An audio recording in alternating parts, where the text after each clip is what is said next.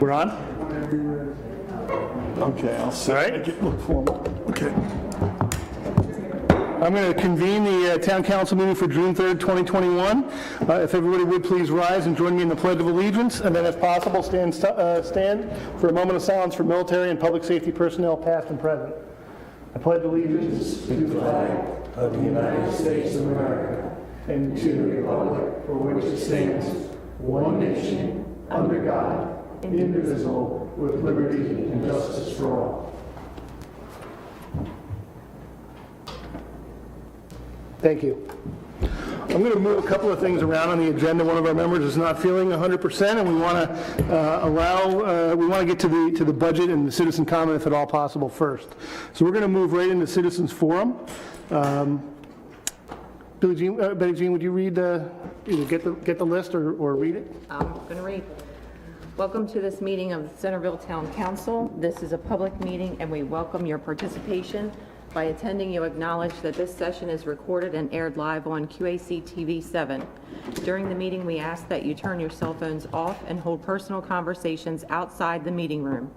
The scheduled agenda is available on the information table just outside. Public comment will be limited to 3 minutes per person. The Town Council respects and appreciates your desire and right to convey your message freely. And in keeping with the dignity of proceedings, we ask that all views be expressed in a respectful and civil manner. Comments longer than 3 minutes should be submitted in writing. If questions are a part of your comments, we will refer those to the appropriate individual. Thank you.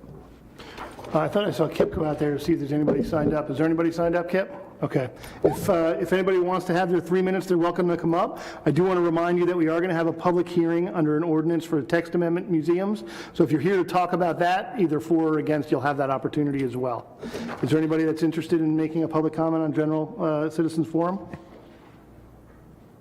All right, hearing none, I do have one that was written, that was sent into us specifically to read. I will read that. This is from Joe Brown on Concerto Avenue. The council needs to take a serious reconsideration of the proposed tax increase, especially considering that we are just starting to come out of a pandemic, and this increase is on the heels of a 50% increase in water and sewer rates over 2 years passed by last year's council. It seems that the council wants to put a closed sign on the town that it is closed to new business. Comparing Centreville with Annapolis or Cambridge or Easton or Salisbury is inappropriate, but rather we should be comparing Centreville with Queen Anne's County. Business can locate in the county and just pay the county tax, but when they're located in Centreville, they pay the same county tax plus the town of Centreville property tax, which comes off the business bottom line. You can easily see that the business park behind Dunkin' Donuts is exempt except for Dunkin' Donuts, is empty, except for Dunkin' Donuts, which was already located in town limits. Our former Economic Development Committee tried to recruit an assisted living facility to town, but as you will notice, the effort has not been successful and there are no other businesses moving into the Laser Drive area. Yet everyone can see the nice new assisted living facility in Queenstown across from the emergency room where they only pay county tax. Why wasn't that assisted living built in Centreville? The town needs to build its commercial base and there are plenty of empty spaces, but we provide no incentive to entice new businesses except for marijuana to Centreville. With a higher commercial base, it takes pressure off the residential tax base. When Mr. Sigler was on the council, he started a budget advisory committee with citizen members. When he left the council, the citizen members became excluded. We have 4 new council members, relatively inexperienced, and they are getting input from staff and 1 experienced council member. Staff, like kids at Christmas, always want more, and that is natural, but it needs to be balanced by available funds. There needs to be more citizen input into the budget, especially when new projects are being considered. The council is pushing for a new town hall. The project should be well vetted to the community before we spend any money, yet there is money in the budget to start the process, with most of the community being unaware. The council is also talking about that new building being located on Pennsylvania Avenue, the best area for new commercial activity in town. So if you built it, why would you build it there? The citizens should be aware of this potential activity, and the Planning Commission should be weighing in before the town commits dollars. The police department wants an additional K-9 team. The residents should be aware that and know why this is a perceived need. In addition, the council voted for a new police pension program, which was presented as a tool for retention. Did any council members investigate the makeup of the police department, how many police live on the Western Shore, and will it really lead to higher retention? There was no discussion at the last meeting when this was voted on, just a quick vote, which seemed like a rubber stamp with no vetting. We had the fiasco of the Commerce and Liberty Street construction where the estimate was doubled. The residents of town were promised an independent audit, which never happened, yet all the employees were retained and given pay increases. Now that we have a new fiber optic service company attempting to provide service to the town, we find that conduit and vaults were not placed in the street during the road project. Who is planning ahead? This means that any new lines now have to be run on poles owned by Delmarva, Verizon, and Atlantic Broadband, and they all want their piece of flesh to do so, resulting in a significant increase in the cost of new internet service. The town is getting $400,000 plus in COVID money, so why does the town need a large increase in taxes? The citizens need to go back to the constant yield rate this year, and the 5-member council can work with the citizens on the budget process next year and develop a more reasonable budget. Thank you, Joe Brown, 122 Concerto Avenue. There's a lot of stuff in this that's incorrect and that's totally wrong, but in the interest of time, let's just, I'm going to put it aside. Is there anybody else that wants to make anything during citizens' comment? All right, I'm going to move to old business, item A, Ordinance 06-2021, FY22 budget consideration. We have read this, we've done a second, we've had a public hearing. Anyone want to make a motion to approve?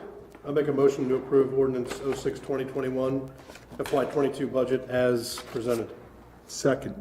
We have a motion and a second. Is there any further discussion? Hearing none, I will call for a vote. All those in favor signify by saying aye. Aye. Opposed? Motion carries unanimously. Thank you. I will go back to the review of the minutes from past meetings. Thank you, Steve. You're welcome. And I thank my fellow council members for all the work we put into this budget. Thanks, Bob. And I hope the citizens will approach us and find out what was really in it, what was behind it, and we're moving, we feel, the town forward. Thank you. Very good. Hope you feel better. Thanks, Bob. Yeah, feel better. All right, review of minutes from past meetings, May 20th, 2021. I don't have any changes. Make a motion to adopt the minutes from May 20, 2021 as presented. Second. We have a motion and a second to approve the May 20, 2021 meeting minutes. Is there any further discussion? Hearing none, all those in favor signify by saying aye. Aye. Opposed? Okay. Closed session. I have a closed session announcement regarding Town Council closed session, June 3rd, 2021. The Town Council met in closed session on Thursday, June 3rd, 2021 at 6 o'clock p.m. at the Liberty Building, 107 North Liberty Street, second floor meeting room to discuss personnel in accordance with the Maryland Open Meetings Act. All 5 members of the Town Council voted to close the session. The authority to close the session is found in Section 3-305 of the General Provisions article. The Town Council discussed the following topics. Personnel, discussed the performance of employees. Actions, no actions taken. The following members and staff were present. Timothy E. McCluskey, President. Stephen K. Klein, Vice President. Robert R. Hardy, Jr. Jeffrey D. Keel and Shelby C. Anania, members. Sharon Van Emberg, Town Attorney, and Steve Walls, Town Manager. Crystal Ebaugh, Human Resources Manager, were present for a portion of the meeting. The meeting adjourns at 6:59 p.m. All right, next we are going to move into a public hearing for Ordinance 11-2020, Text Amendment Museums in the R2 zoning district. Subject of this hearing is Ordinance 11-2020 for the purpose of amending the town zoning ordinance, codified as Chapter 170 of the Town Code to allow by right museums in the residential R2 district and to define museums and enforce the town zoning ordinance more effectively. I will now provide background on Ordinance 11-2020.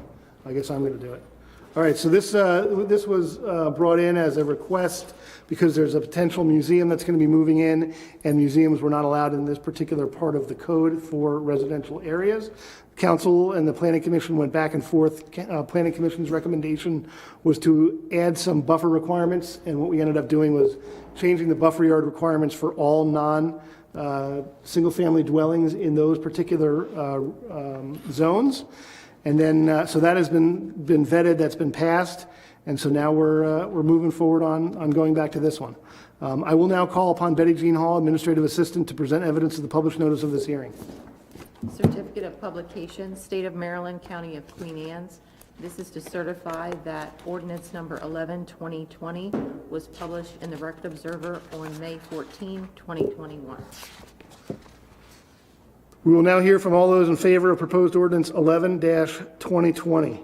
If you are interested in providing testimony, please come forward, state your name, and provide your testimony in favor.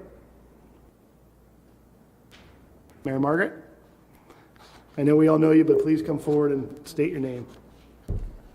Mary Margaret Ravel Goodwin, 221 North Commerce Street. I want to speak, of course, in favor of this ordinance.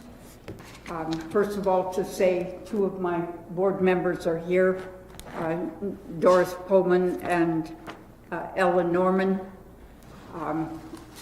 One of our other members is in the hospital, and all of the others, because we're a state museum, so the other members are from outside the county and couldn't be here tonight. I wanted to recall the 1965 Comprehensive Development Plan for Centreville that was done by Maryland State Department of Planning. And it went through all kinds of wonderful pieces of information from that time, but 3 times in this document, they wrote in handwriting, History Museum, ? Because it wasn't included in the document. So clearly from that long ago, more than 50 years, we have a situation where I want to congratulate the town of Centreville for the fact that we are finally coming to a point where we're going to recognize the value of history museums as part of the culture. And we at the Maryland Museum of Women's History are prepared to do well beyond our part to make that happen. So, of course, I'm in favor, but thank you very much for what the town has done and what you all have worked on to get this up to this point. Thank you. All right. Is there anybody else that's in favor of proposed ordinance 11-2020? All right, hearing none, I'm going to move on to all those opposing proposed ordinance 11-2020. Let the record show there's nobody here that's opposed to proposed ordinance 11-2020. Centreville Town Council will consider all comments presented this evening before making a final decision regarding proposed ordinance 11-2020. Do I hear a motion to adjourn this hearing? So moved. Do I hear a second? Second. We have a motion and second. All those in favor say aye. Aye. I now declare opposed. All right, now declare this hearing adjourned. Next, we're going to move forward to appearances. The Corsica River Conservancy, Frank DeGaleonardo, President, and Kathleen Shinasi, Vice President. I hope I said your name correct, Frank. Pretty close, not quite. 90%. I apologize. I should have stopped at just Corsica River Conservancy. Yeah, that's good. Welcome. Yeah, thanks, George. Good evening. My name's Frank DeGaleonardo, pronunciation of it, President of Corsica River Conservancy. I've been involved with the restoration and conservation of the Corsica River and the Watershed since the town's dark days of a 1 million-gallon sewage spill and dead fish floating down the river and up into Mill Stream. And we've come a long way since then. Hopefully you all have had a chance to see the report that we issued at the end of last year. And the accomplishments there very much in large part to the town's cooperation in this effort and initiatives. It's a long time ago. I've lived here probably 27, 28 years now, but I still realize that I'm a come here, and Catherine here to my left is actually from here. I'll let her introduce herself. Hi, hello, and thanks for the opportunity to come in and talk today. I have been on the board of the Conservancy only a few years, but my mother grew up on Liberty Street, and my godfather, Latshaw, owned a jewelry store on Commerce Street, so I feel like I have some pretty deep roots. And of course, the river has been very important to me, as it has to so many of the residents, I think, of Centreville. So we have some visuals here, and with George's help, we could go through those, but it's your nickel. And No, I know this that is you have- your presentation. I mean, I'm going to keep an eye on the clock, but I know Right. you want to be fast too, so. I know you're concerned to keep it, within time limits, but we really sprang from the time after that spill, and the town actually took an initiative at that time to develop what was called the Watershed Restoration Action Strategy, applied for a grant to do that, and that really got the ball rolling. And we've been working on it ever since. CRC itself is one of a number, the town, the county, Department of Natural Resources, and other state entities are all part of that team that's been working on the restoration over all those years. But we are all volunteer organization. We've got a very strong membership base, and okay. I think I'm still on the first slide there, George. But we try to represent the interest of the citizens in the town and the watershed in terms of maintaining this tremendous resource that we have. It's a jewel. It's something that should be there for everyone's enjoyment, and it's something that needs to be preserved as a future legacy for future generations. You want to? Yeah, so pace through some of the next slide is a map that we put up thinking it might be important to see just how far the impact on the river spreads. So the watershed and the sub-watersheds for the Corsica represent about 25,000 acres of land, which is quite a bit. And as you can see, it goes east of 301. So it really is a long way that what happens on the land affects the water.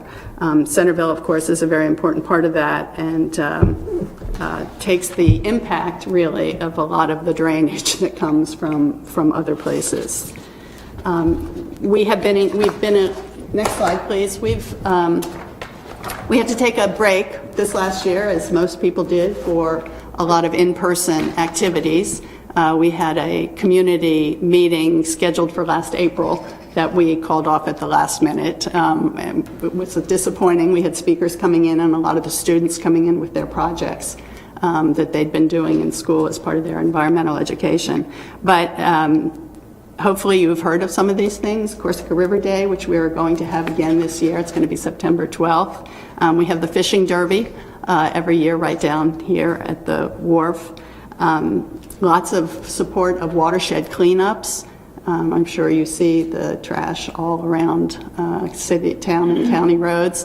And this year we've been really encouraged because lots of small groups have gotten up on their own and decided they needed to do something about it. So we organized some of those, and we support the other ones where we learn about them. We've planted trees, helped with the edible landscapes. We put living shorelines in. We have both volunteers and grant money that we provide to different groups. We try and do a lot of outreach through Bay Days, and this is Bay Week coming up, actually. And we advocate for sound land use planning and policies and regulations. If I can interrupt you on that one, the land use planning, and we're participating, of course, in the county's comprehensive plan update, and understand the town is going through a similar effort. We know the town has valued the river and the watershed, and has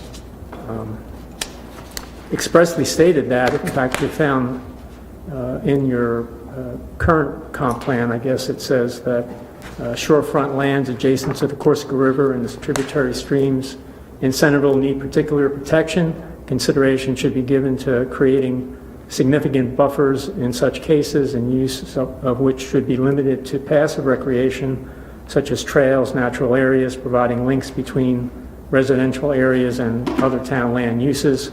These buffer areas should be part of an open space system and not on private lots. And, I hope that, again, the river figures large in your planning process. So as we went through, one of the reasons we wanted to put this report together is to document sort of 15 years of history of something that we think has been partly successful. Is that the way to put it? But the next slide is some of the lessons we've learned. Back one, please. Defining goals, making sure everybody is involved, holding the participants accountable for the goals that we've set. As Frank said, we work very closely with a lot of partners, MDE, the Maryland Department of the Environment, Department of Natural Resources. We have a collaboration with Shore Rivers, of course, the town of Centreville, and it's important that all are involved. And also that we maintain this, we look at it, the watershed as a whole system, not just one piece here and there. But on that note, there are individual projects that certainly have been important in contributing to the improvement in water quality that we've seen. The next couple slides will show you, I gave you a list on a second page that's a little easier to read, but the map will show all of the important things that the town of Centreville has done that have helped us, help the river improve the water quality. And you see they go all the way back to 2003, I think was the one that early. Now, a lot of these were accomplished, as Catherine was saying earlier in the project. At that point, the town had the benefit of a full-time watershed coordinator and then later a part-time watershed coordinator, and pretty good funding from the state through the Clean Water Act funds that flow through MDE as well as other grants. And then, there's the usual low-hanging fruit that's available there earlier in the effort. But it's very important to continue this stormwater work, both in terms of rehabbing, what is not working effectively, as well as requiring, we hope, above standard stormwater provisions for new developments. Probably the key stormwater opportunity that I think is in front of us and in front of the town is the State Highway Administration property. I hear Mike Woodhill, who's been around a long time, refer to it as Sandy Bottom. I guess that's the right name for it. That is in the hands of State Highway Administration.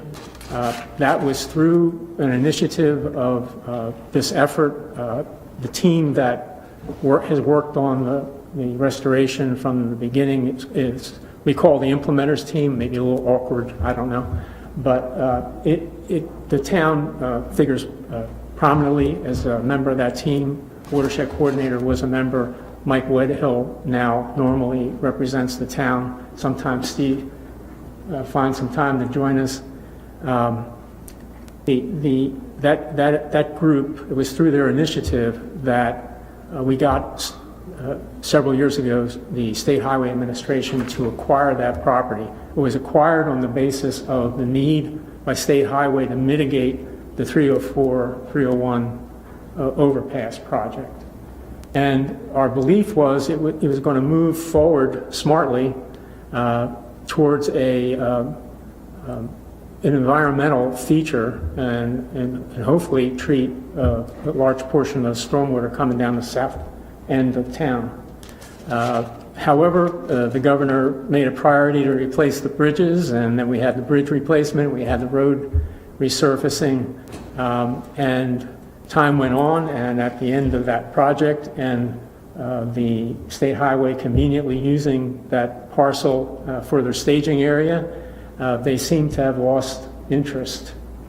And we really need to get that moved off the dime. I hope the town is as interested in that as we are. I would think even if not from a I'm sure you're interested from a stormwater management standpoint, but the other aspect of it, it's clearly an eyesore at the southern gateway to this beautiful town. So I would, urge the town to be a squeaky wheel as much as possible with State Highway Administration. For our part, we're trying to work through Department of Natural Resources to make a pitch to State Highway to hopefully rid themselves of this parcel and pass it on so that others could make the appropriate use of it.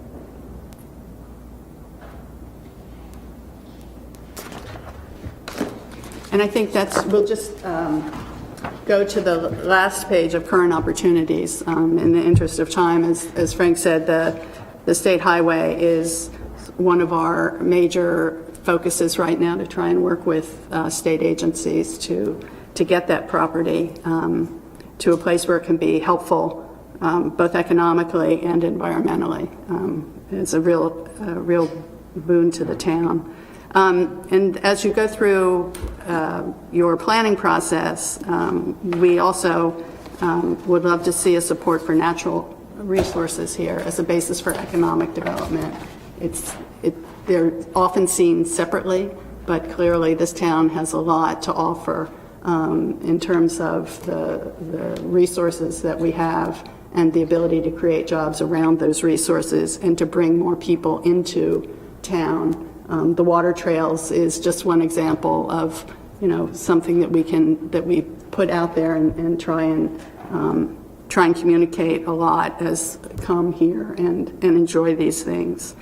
I think the other thing we're focused on is the idea of town-centric environment, to have more places to be able to walk, people to walk from place to place, more people to bring in businesses to support local businesses. Again, it's a place where the environment, the economic development, the quality of life all come together. And we would encourage the thinking about the planning process going forward to recognize that they are interconnected. They don't have to be one or the other. And there are two properties, as you know, in town, the Turpin property and the Chesterfield property that have recently been turned over, and discussions are being held on developing those.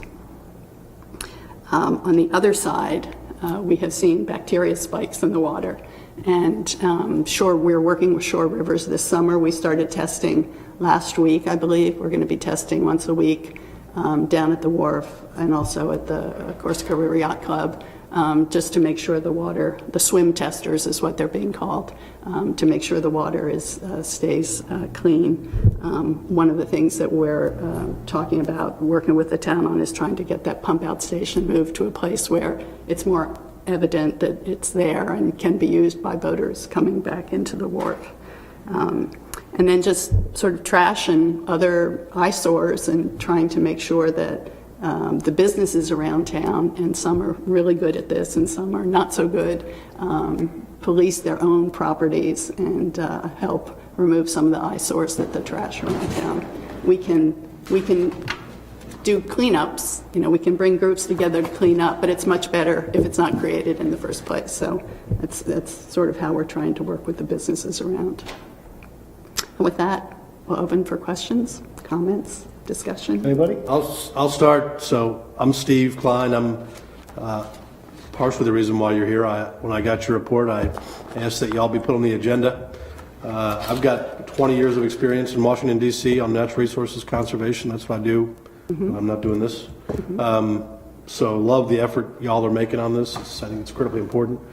I've actually talked to a consulting wetland ecologist about, we did some Google Earth touring of the Sandy Bottom property and sort of talked about potentially selling wetland mitigation credits there. So it could be a potential revenue generator for the town and kind of a general win-win. I mean, I'd love to talk to you offline about how to prioritize that. I'm going to pledge right now to say you've got at least one council member ready to do what needs to be done at that property to mitigate wetland loss, slow storm water down, fully on board. I am curious if you've looked at the Carter Farm development, have talked to any of those people and what your opinion is. I know there is a lot of traditional thinking when it comes to development, like that, and a lot of folks want to see, they want to see impervious surface. They want to see something they're familiar with. But if we want to have a different future, then we gotta go ahead and make it happen. It can't look like the past. So I'm curious what you think about the plans on Carter Farm at the moment. They reached out to us several weeks ago, actually starting with Beth McGee, who this is one of the prospective owners. Okay. But she's with Chesapeake Bay Foundation. And then we did have a on-site tour with Rebecca Flora, walked the property again. I personally was involved with the charrette that went on several years ago, partially, I guess, through the ESLC? yeah, Yep. through the Eastern Shore Land Conservancy being involved in it. And I think I'm intrigued, with what they have in mind. We would like to, we understand that smart growth is preferable to sprawl, okay? And the town has, infill space. It has the opportunity to accommodate growth with some existing infrastructure. It's certainly a better outcome than just having, 1 acre, 2 acre lots and spreading out. But what goes with that, especially with regard to a town like Centreville and really most of the towns, I think, on the Eastern Shore, historically located on the water for commercial purposes. And so that puts them smack dab in the middle of tremendously sensitive areas and areas that directly impact the health of the waterway. And it's Does a the balance. potential, not to interrupt you, but does the potential residential development there replacing the agricultural activity potentially have a net benefit in terms of nitrogen, phosphorus, sedimentation? Could, if it, done the right. right way. Exactly. And so, we were intrigued with what they proposed. They seem to be very, very environmentally sensitive, oriented, liked a lot of the ideas. The numbers seem to be fairly close to what the last development proposal was back several years ago as a result of that charrette that I mentioned. I think it's pretty close, 130 ballpark, something like that. So I don't know if that answers your question. Well, I would just encourage you, land use planning, as you guys know, is made in meetings in the evenings that are very boring. But if you're not there, your team is not there, you have 800 members, I would just say, I've been to a few planning commission meetings. President McCluskey is the liaison of the planning commission. Have folks at those meetings, pay attention to what's happening, as much as you can, get into the details, the nitty-gritty, because otherwise these decisions can tend to get made in a vacuum of very traditional thinking. Right. One of the things that really stands out is in what I think they're proposing is the minimization of impervious surface. Yes. And that's a real hot spot for us. We're trying to work that as much as possible with the county, encouraging the county to be more active in the management of the growth of impervious surface. So anything that can keep that growth down, it's been shown that once you get to 5% impervious surface in a watershed, we're on the downhill. So anyway, I'm sorry. That's okay. I would just add one thing, two things. I think the idea of maintaining some of that as open land in a farming sense would be great because it gives it a little different character, but it's still an in-town and ongoing concern. But the other is as you go through, as one goes through thinking about what it should look like, I want to make sure that the cost of giving something up or the benefit of putting something in is weighed against each other, right? So if you say, well, you have to do this, well, what does that mean for the rest of the project, right? Or if you think you can't do that, what does that mean for the rest of the project? So it's the balance that needs to be struck between the trade-offs that are going to happen and the accountability to hold people who say they're going to do something to what they say. Yeah. Thanks for coming in. Jeff, you got any comments? Shelby? No, just thank you guys for your presentation, for coming in and everything you do. I got a couple of quick things. You know, you talk about how long you guys have been around. I moved here in '06, and my kids have literally grown up going to these Watershed events, and I think it's a great thing, right? I love the partnership that we have with the fishing derby, right? I mean, my feeling is that we get kids down there every single year that have never fished, right? And they when they pull up a fish, they're going to then get a love for the water, and they're going to want to respect it, and then that will hopefully translate to them throughout their life. So I think that, you know, the town has been a great partner with the CRC. I think the CRC has been a very good partner with the town. You know, we're hopefully going to be on the annual SHA property tour. Maybe we can bring this up, you know, as one of the items that I think is important. And, you know, the pump out, I'd love to figure out a way to move that. We actually had a grant a few years ago and the council wouldn't do it. So if there's a way to get it moved, I'm sure that we would consider that. But, you know, thank you guys for coming. It was a great report, and it definitely stood out to me when I read it as well. Thank you. If we can get together, you know, I'm happy to talk about that property down there and what I can maybe lead up here, since, you know, I'm willing to dedicate the time to it, for sure. All right, thank you. Thank you. Thank you. Next, we have Jennifer Moore, Queen Anne's County Historical Society.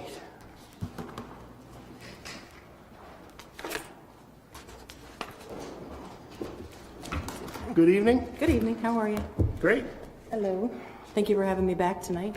I was here maybe 2 months ago, and we spoke a little bit about the Smithsonian Exhibit that's coming, and our opening day is next Saturday. It's upon us already. We took delivery from Allegheny County this morning of the exhibit. It was 16 boxes, about 350 pounds apiece, so we safely moved them into Kennard, and they're tucked away until we put it up next Monday. Again, the 12th is our actual opening day. We're going to be celebrating that along with Juneteenth at the Kennard Center. So there's an invite for all of you. But one of the reasons that I'm back this evening is when I was here before, we talked about a donation, request of a donation from the town for the exhibit.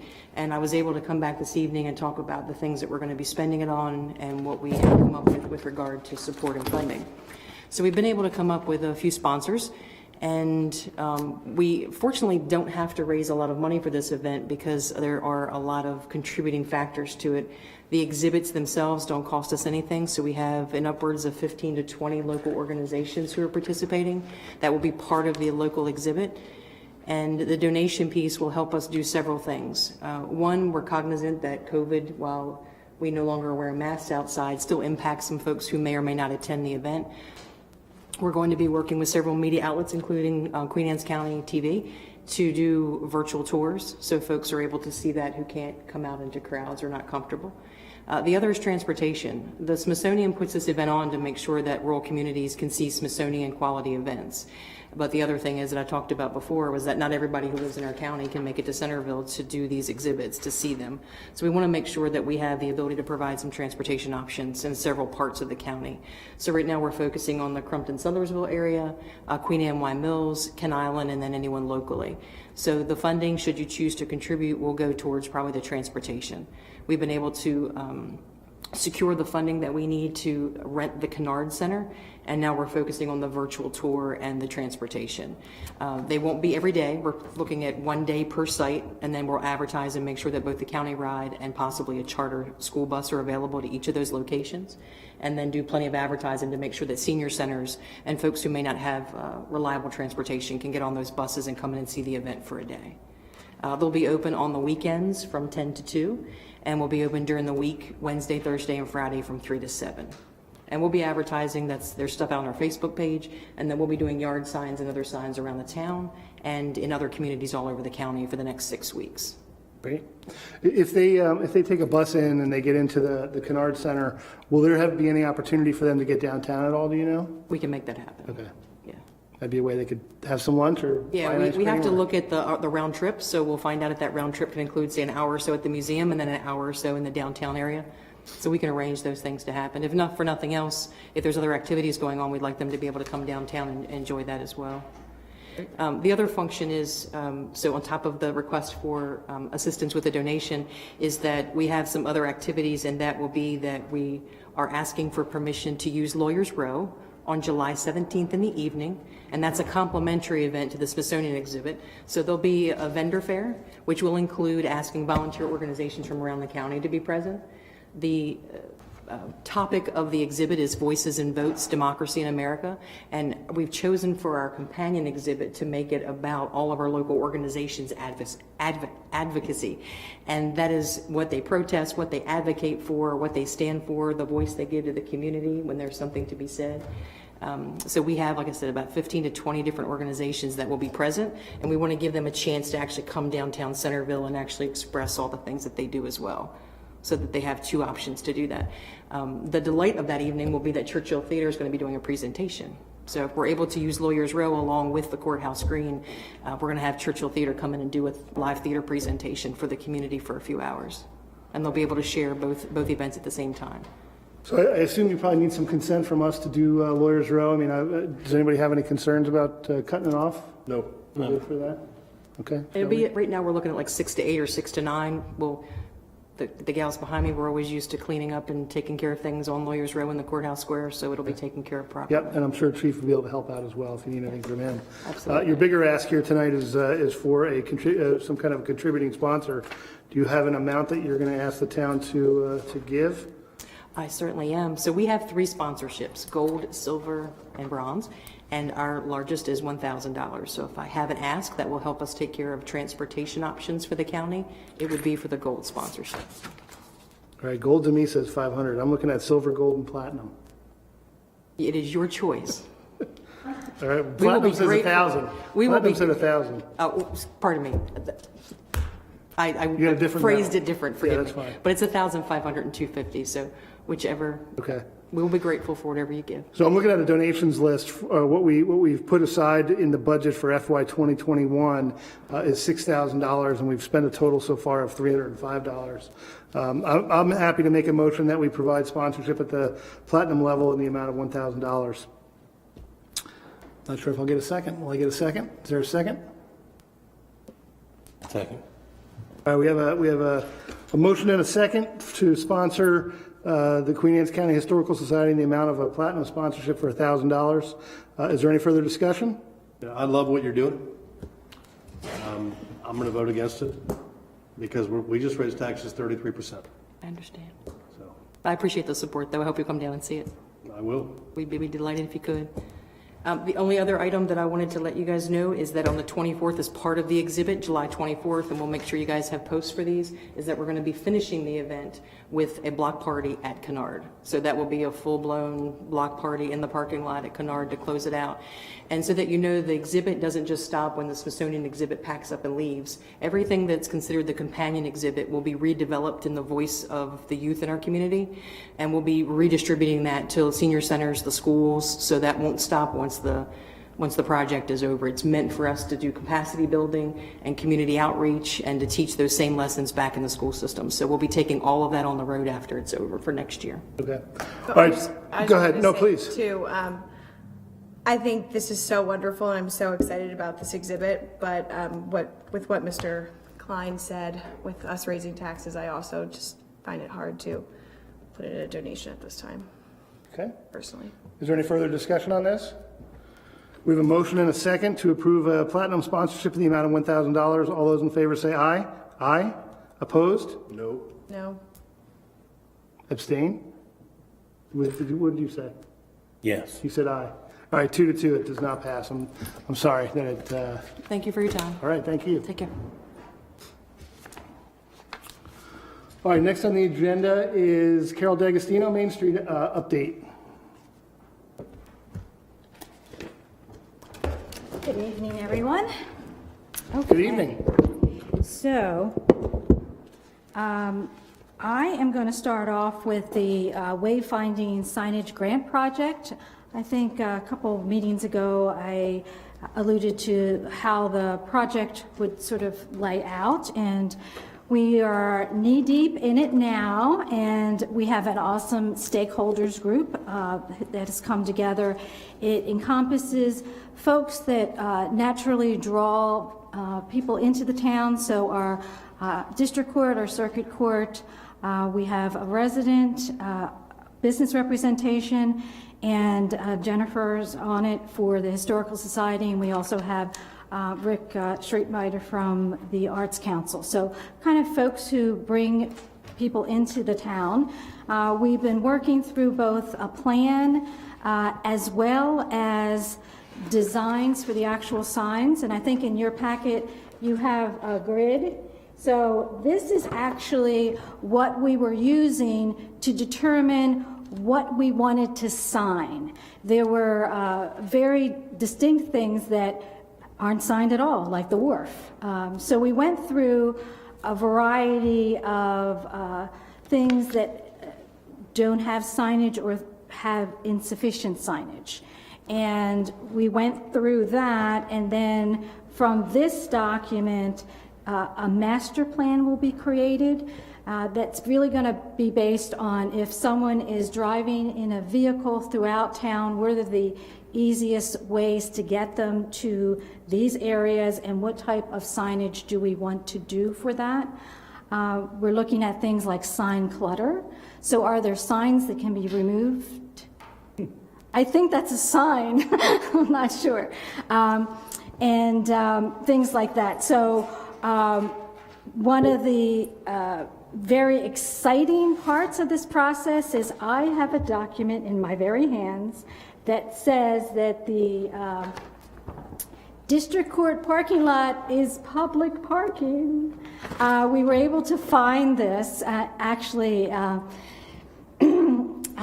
Deborah Keel found it for us. She's on the committee, and she was able to get in her hands this very document from August 26, 2015, that the county council, the commissioners are CC'd, and so I'm not saying that it's not going to take further discussion, but I think we can really work and be successful of finally getting that parking garage marked adequately as public parking. So that is definitely a goal. We know that parking is one of the things that always comes up, whether it's for businesses or our residents just trying to get around. So that is one of the wins that I'm very happy that has happened and transpired already.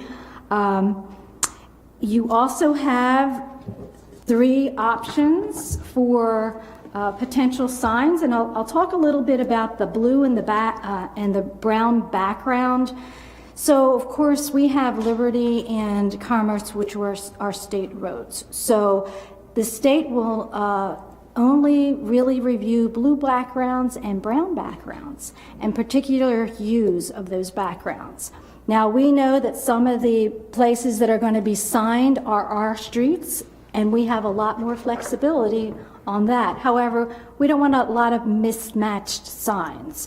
So whether a sign is going to appear on our street or a state highway, we want them to look pretty darn close so it doesn't look poor. So that's why the options really are blue and brown backgrounds. What transpires at this point forward is once we come up with a decision on the sign design and our master plan is being finalized at this point, then those 2 documents go to State Highway.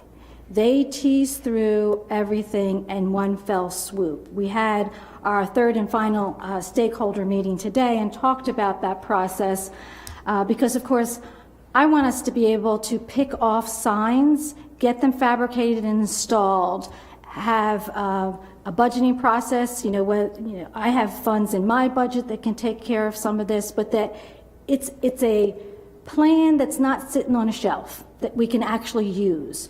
So I was saying, well, would State Highway look at it quicker if we did it in chunks? And they said no, because they would ultimately then revert back and go back and forth. So they said it's best to send it in one fell swoop, let them take a look at everything together, and then we cross our fingers and then we move forward. So I would love for you guys to take a look at the designs, get back to me with any comments, and we'll move forward with this. I mean, we're going to have something that we can use to actually get the things that we need signed. I mean, there are there are some really interesting ones that we found, that the 4-H park sign, there used to be one and somehow it disappeared and it's no longer there. And, so we found some things that were quite interesting. Kennard isn't signed at all, the Heritage Center. So this is going to be a really nice project one. Carol, do we need to pick a option today? You don't have to. Do they have the new copies? With the white- Yes, they do. With the white print? Yes, did you give it to them at the, No, because I didn't get them. oh, I put them on your desk, sorry. We have this. No, I didn't. Okay, so I actually had, this is, and I'll, yes, what we did is we added in blue lettering to the option 1, white lettering on a blue background, option 1, for actual better contrast. And then they mentioned that State Highway typically likes Yeah, they don't like, the white they're lettering. not happy with beige. Beige is not one of their favorites. And of course, the contrast is much nicer too. We have the full seal on signs now, right? Generally, we have the seal of the town. Yeah. What is it? Current signage? Do we have the seal on? Any signs that have been put the on since trucks? the new seal in Yeah. 2004 are all new. I mean, there are still some old signs, but yeah, it's generally the full seal. I like option 1, just my opinion, with the white lettering. Yeah. I like option 3. To me, the brown is like, that's like a, like I know that's like a, but I could go either way. I mean, they both look great. I think, to me, I like the whole seal. Like I like seeing the whole seal. So I could go either way. I mean, I definitely prefer the blue background, and if everything else has the full seal, then I would go option 1. yeah. I think we've got consensus. Jeff, what do you have an opinion? He's going to say 2. No, definitely not 2. It's either 1 or 3, and I can't make my mind up. I don't want to have another 2-2 tonight, so I'm thinking it's 3. you're thinking it's 3? All right, I'm going to have to go with 1 just to break the tie. So Alrighty then. Okay, well, that was concise. Do you have any questions regarding process or anything else? What's the time frame to completion? As soon as possible, because what I would like to do is to take funds, existing funds that I have to fabricate within this fiscal year. So that's my goal. And how many signs are we talking about, roughly? Probably around 30. Oh, okay. But not all at once. So I in my mind, the parking signs and places that aren't signed are very important, as well as where there might be confusion, so that's what we were talking about regarding prioritization, and then we're going to have a follow-up meeting on that, so that hopefully I'll be able to pick off, as many signs as possible within this budget year, and then look at budgeting for the rest. can I ask a question? What about the signs that are on private property? For example, the Shore United sign, and there used to be one on the other side as well. Are those going to be replaced, or like what's your feeling on that? Well, the sign that was brought up during the last, the sign on the side of 102 North Commerce came up during the meeting, and we struggle with it, but I got an email. So our contact, Jeff Wentz, found something within State Highway that if you declare something a nuisance, that you can actually get a private property owner to take it down. He just sent it to me this afternoon, so we'll have to take a look at that and see if there's any I think it was one of the viability. ones that was recommended to be removed, but because it was on private property. Well, what I'm saying is that shouldn't we replace it too? Like, are we gonna replace it there or no? We're just gonna remove it. It wasn't even brought up at all. It's not on here, but we could take a look at it. That's fine. Okay. Yep, you're good. All right, well, What thank else? you. All right, the microgrant update. So we have launched the second round of the microgrant program for our businesses and nonprofits. We opened it on May 28th. It's going to close on June 14th. We really don't have that much money left, which is great. We want to be giving our businesses and organizations funds to offset their losses from the pandemic. We have $37,400 left in the fund. Currently, we have 5 applications in, and as I mentioned, the deadline is going to be the 14th. So hopefully we'll be able to, we'll probably have enough to do 12, 13 more grants. Okay. And that will add, because we did do 34 already. So it's a nice number. Great. Fantastic. And just a quick announcement that plans are underway for the 4th, it's so weird to say 4th annual because we skip years, for the Maryland Makers Festival, Drink Maryland. And we got, it started with Dr. Ciatola. So I gave him an outline of what we normally do, what we were planning to do with COVID regulations, which we're going to have all the booths 10 feet apart. We know it's probably not as super important right now, but we want to do that anyway. We're going to remove the stage that we normally have at the end of Broadway simply to have more space. So we're trying to have a full event, yet not take any chances. He blessed it, just reminded me, because there's probably going to be over 1,000 people, just to do the special events permit. So once he was on board, we just are working out the process. We brought in, I raised the flag, we need volunteers. Folks are so divided in what they need to do. They have 2 or 3 more things that they didn't have to do in 2019 that really are responsibilities due to the pandemic and just trying to rebound. So we brought some new volunteers in, and the planning's going well. Good. In terms of marketing the event, right? It's coming up in a few weeks. Is that well underway? Yes, you will see this ad in the Sunday Star Democrat. So we're doing Sundays and also the combination of the Bay Times and the Record Observer. We have a contract now with Maryland roadtrips.com, which is an awesome site because we know that people are taking road trips. So this month is going to have a Drink Maryland ad, actually an ad for Voices and Votes as well. And we have an awesome ad that really promotes our river and doing trips like that. So we have that underway. The Facebook event post has already drawn over 10,000 people. We have 28 tasting passes sold already, and we really just opened that up on the 26th. So things are going well. What's the date of that? It is June 19th. We always do it the day before Father's Day. Take your dad out and have some fun.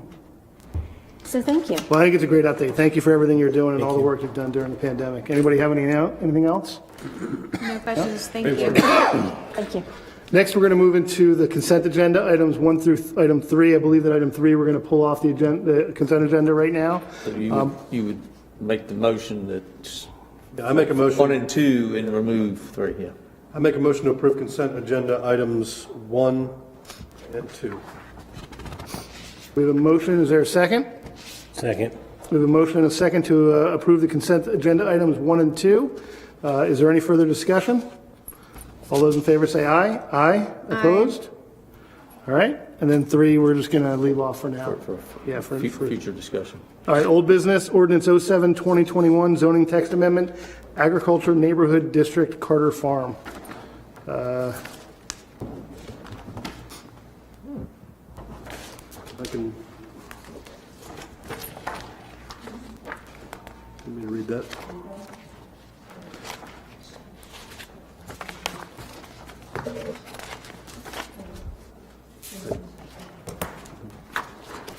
Steve, do you want to take this? I do.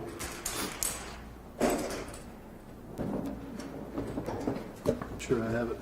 So if you go, like it's in a packet, and it's like halfway back is the actual ordinance. Yeah, just keep going back. There it is. All right, thank you. This is ordinance number 7-2021, an ordinance of the Town Council of Centreville to amend the town's zoning ordinance codified as Chapter 170 of the Town Code to establish regulations for the designation of an agriculture neighborhood district as a floating zone in order to administer and enforce the town's zoning ordinance more effectively. So this went before the Planning Commission a couple of weeks ago. We do have a letter in our packets that they voted an unfavorable recommendation on the zoning text amendment, that it's not consistent with the comprehensive plan. Included is a memo written by Chris Jakubiak and the town attorney regarding the result of the May 19th, 2021 Planning Commission meeting attendance. The applicant at that point, or the group that was looking to put this forward, I think wanted to table the ordinance at this point, because if they do come back with some changes, and Sharon, if you want to fill in here if I'm missing anything, that they wouldn't have to pay the fee all over again. So do you want to add anything to that? No, I think that's where we are. Okay. The Planning Commission tabled it? Nope, the Planning Commission does not have the ability to table it. They forwarded an unfavorable recommendation in the event that we decided to move forward on it. The recommendation was that the ag district is a little too much, and this ordinance goes really, really far, and that both Sharon and Chris, our planner, felt that we could probably get there by tweaking some of the PUD language in the zoning ordinances already. Is that correct? Okay. All right, so I'm going to make a motion that we table ordinance 07-2021 until such time that the developer comes back with a change. Second that motion. All right, we have a motion and a second to table the motion until the developer comes back, table the ordinance until the developer comes back with acceptable changes. Is there any further discussion? All those in favor say aye. Aye. Opposed? 2021 fireworks? So I have some updates on that. There was a meeting this week. I was not able to partake in it, but Carolyn gave me some updates.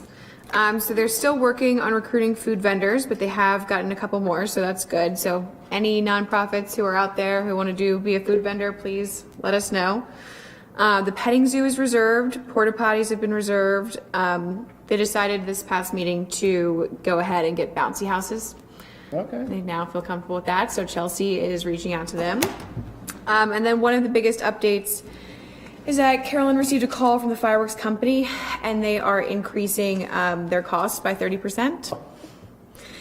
So due to that, the display may not be as large as it was in the past. Okay. And then they did say they do give us a discount, which is nice. But there's one size shell, 6 inches, that they're not able to get, so that will not be part of the display. Okay. So let me ask and put it out there for the council, right? We didn't have one last year. We actually put the money back in the general fund. Is there any interest in increasing the amount that it's going to cost to have the full-on regular display that we have? I like these fireworks. I think it's a great thing. I'm okay with that extra amount. Anybody else? I'd be okay with it. I'm okay with it too. All right, so I'm going to make a motion that we increase the budget by 30% for the fireworks, 2021 fireworks, taking it out of this year's FY21 budget. Is there a second? Second. We have a motion and a second. Is there any further discussion?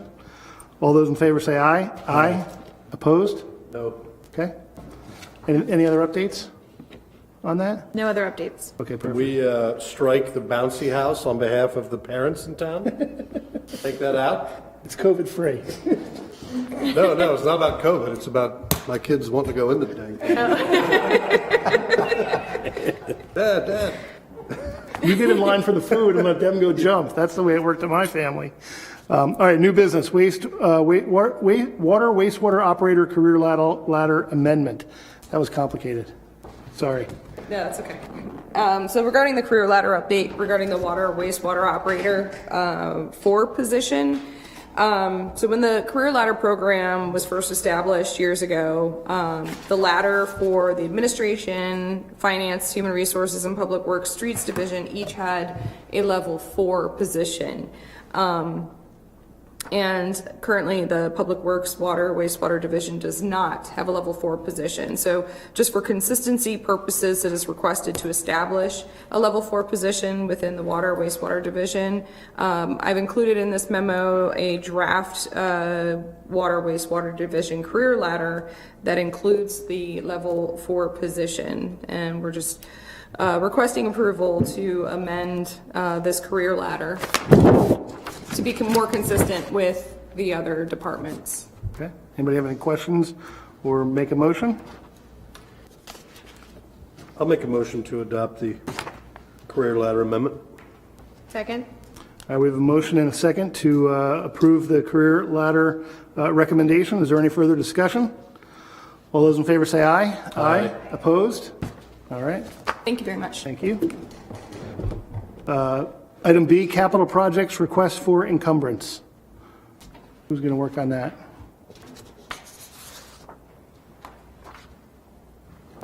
Good evening. Good evening.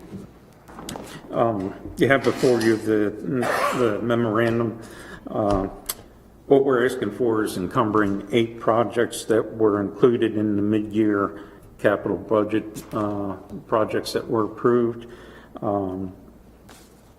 Due to short staffing, we were unable to get through all of these projects. Some of these projects are in the works right now. The problem is that the bills for those projects won't be coming in until after July 1st and will be in the next fiscal year. You see before you the 8 projects, and the total is $84,500 total capital projects we're asking to encumber into fiscal year 2022. All right. Anybody have any questions or a motion? I'll make a motion to approve the encumbrance of $87,700 in the general fund, streets and parks, and the encumbrance of $109,500 in the enterprise fund for capital improvements. Second? We have a motion and a second to encumber the capital projects as presented. Is there any further discussion? All those in favor say aye. Aye. Aye. Opposed? All right. Thank you. Correspondence, I don't have any correspondence on my table. Next, report of boards and commissions. Centreville Park Advisory Board. Nothing to report. We did not meet this month. All right. Council governments. No meeting. Nothing. Maryland Municipal League, we've got a meeting coming up here at the end of the month. Planning Commission, the Planning Commission did meet in a work session last night. We did not have a quorum, but we did discuss the accessory building moratorium. They're in the process now of coming up with some proposed language regarding these accessory buildings. They are moving it forward, so there was some good discussion. I think it's going to be brought up either at the regular meeting for a little bit, further fleshed out, or at the next work session. So I think they're making some headway there. I don't have any other updates on that. Economic Development Ad Hoc Committee. Paige is here. Do you have anything you'd like to share? Probably going to come up here. Yeah, please come up. Sure. The committee did not meet in May, but we did have a successful meeting in April, and we've prepared a press release about the presentation that the YMCA did to our business community, so we considered that really exciting. I had my notes. Let's see. We're working on maybe setting something up in July as a meet and greet. We have 2 new bank branch managers in town, and we thought it would be a good opportunity to bring the business community together and to invite them to a meeting and hear what they have to say about the business climate in Centreville. So we'll keep you posted on that, but we're aiming for the 3rd Tuesday in July. I know a lot of people are on vacation, but I thought it was good to try and keep the momentum going. We've been working on the Heritage Trail brochure, and we have a draft, and we're hoping to have it printed, if not by June 12th, then that next week. So we'll have a new updated walking trail brochure for all the people that are coming into town for the Smithsonian. That was budgeted last year, so we have the money. We'll be putting out 7,000 copies. It's a little bigger. The map is bigger. We've taken the elements of the old brochure and just updated it. So we have a draft, and we're happy to share that with you. That's great. And then the Queen Anne County Visitor's Guide is being produced. It has a shelf life of 18 months, and we have budgeted money for a half-page advertisement in that. So we're really excited about being able to highlight our historic downtown. We think that's a real plum. And we also are encouraging people to take the Mill Stream Pond Trail over to the wharf and trying to make an inclusive walking trail as a point of entertainment for the town. That's great. And I would, thank you. I would like to inform you that I've been asked to serve as president of the Centreville Rotary Club. I got that offer by default. Believe me, I didn't volunteer. You're not at the meeting when they did that? But I'm looking forward to what we can do to promote both the Rotary Club and activity in Centreville. That's great. I think that's a great match for economic development. Congratulations. Thank you very much. Is the Rotary Club going to start meeting in person again, or have they? We have. We've started meeting in person, and we have a great docket that's filled up. We're getting some great energy. Catherine Hager will be stepping down June 25th. She did a fabulous job pulling us through COVID. So when are the meetings? They're at 7:30 in the morning. Your Councilman Hardy was a previous member, but we'd welcome you all to come and certainly join us. It's Every week? It's every week on Thursday at the Methodist Church, and it's a nice group of business professionals and business people, very dedicated to the community. We're trying to get a little bit more visibility. We might come and see you about the fireworks on the 4th of July. I've been several times, and Steve, I know you have as well, been asked as guest speaker, and it's great. I mean, now that we've got a president who's friendly, right, and you can, not that Catherine wasn't friendly, but now that we've got somebody who's here in town, it's a great opportunity to go give a talk about some of the things you're passionate about, some of the things the town's passionate This about. June 10th meeting will be handing out 8 scholarships. I went to the senior awards ceremony at the high school. We did not go to the Gunston ceremony, but we awarded 1 to a Gunston student and 7 to the senior at Queen Anne County High School, and we also funded the Fay Lister Service Award for Character Counts. And the next Thursday, on the 17th, we'll be honoring the Goodwill Fire Department for Citizen of the Year. That's great. So we'd love to see you. I will be there for breakfast next week, by the way. Very good, thank you. Thank you. Yes, you have an interest. All right, anything else on the ad hoc committee you want to report? No, sir. All right, report of the department heads, town manager. Just like to thank Crystal for serving as acting town manager while I was on vacation, and all the other staff that helped during that time, and I'm just going to say no further report. All right, perfect. Chief. Good evening, Good everyone. evening. Just a couple quick things. I'm proud to share that the town of Centreville, a website released a report, safewise.com, has ranked the town of Centreville as the 4th safest city in Maryland for 2021, which we're going to strive to be number 1 on that. Currently, we have 2 vacant positions at the police department, and we are actively recruiting to fill those positions with the best qualified candidates for each of those positions. And then finally, the police department is hosting a kind of a meet and greet on 2 days, on June 10th and 11th. It's posted on social media, so if those whispers have not yet reached your ears. June 10th and 11th from 5 to 7, right across the street here on the courthouse lawn. Thanks to some local businesses, Optical Galleria, Commerce Street Creamery, Edwards Pharmacy, Ink or Dye Studio, Cottage Cuts, Coliseum Pizza, and Callahan's Gas have donated to sponsor this event, and now we can hand out free pizza and ice cream to the kids that come and visit with us. We also have some really cool Centreville Police Department swag this year that we're going to be handing out, both at this event and also during the 4th of July celebration. So we're pretty excited about that, to get some FaceTime with some of our new officers and with me to some of the residents of our town. That's great. That's all I have. Questions? How did the graduation go at the high school the other day? Nice, uneventful. It was hot, but we did a great job working with the sheriff's office to make sure that everybody got in and out of there smoothly. And I think other than some folks just getting a little bit warm, we didn't have any problems out there. And the parade, the senior parade went well as well. Yes. I sat and waved, and so yeah, it was good. Yep. Thanks, Chief. Thank you. Thank you. Town Attorney? Director of Public Works? Human Resources Manager? Just to let you know, we have, oh, sorry. If you've got nothing, you can stay back there, but if you got something, you got to come up.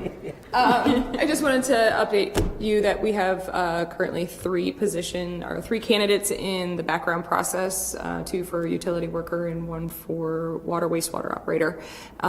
So I'm still actively recruiting as well, trying to get the rest of the positions filled. So. Anything else? Thank you. Oh, thank you. Finance officer, I think we lost the finance officer. Town clerk, acting town clerk, sub town clerk. Nothing to report. Nothing to report. Citizens Forum number 2, if there's anybody that... Well, Carolyn gave you I'm 5 sorry. things. What's that? Carolyn gave you 5 things? Nope. Citizens Forum. Anybody who wants to make a comment, please come forward. Hearing none, we're going to move on to council roundtable. Anania? Nothing to report. All right. Keel? I got another complaint. The property on Banjo Lane, I do believe it's Calgary's. People are complaining about the weeds and stuff around it. If there's something we can do about it. We will certainly contact him. Yes. All right. Anything else? That's it. And I haven't checked my sign down the bottom of the hill yet. I don't know if they replaced it with the piece of plywood yet. Did you replace that yet? Yeah. Or paint it? Okay. All right. That's Fine. it. I just want to, can we prioritize that patch on Oak Street, where we had the January pipe event? I've had a couple people in the neighborhood walk by and just say it's been a minute, and people are, they know it's there, they're turning wide and.